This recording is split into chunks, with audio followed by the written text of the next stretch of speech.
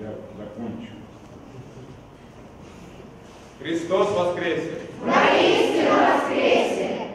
Всех вас, дорогие ребята, участники нашего пасхального фестиваля-конкурса, посвященного празднику Светлого Христового Воскресения, от всего сердца сердечно приветствуем с праздником. Сегодня мы с вами собрались здесь для того, чтобы с радостью в сердце о воскресшем Спасителе поздравить друг друга, поделившись этой радостью, со светлым праздником Пасхи. Господь дал вам таланты и дарования, которые связаны с вашим голосом, связаны с вашим исполнением песен, песнопений, музыкальных произведений. Именно исполнение пения в храме Божьем за божественной литургией является отличительной особенностью праздничных служб.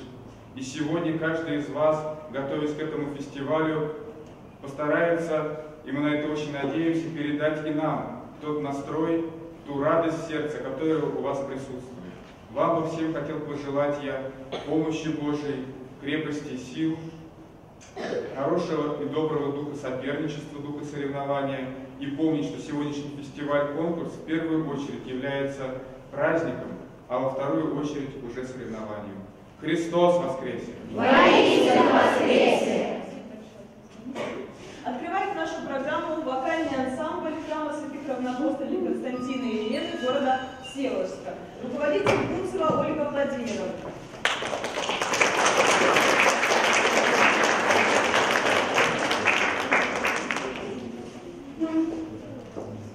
Первое произведение называется «Поцелуй уснул».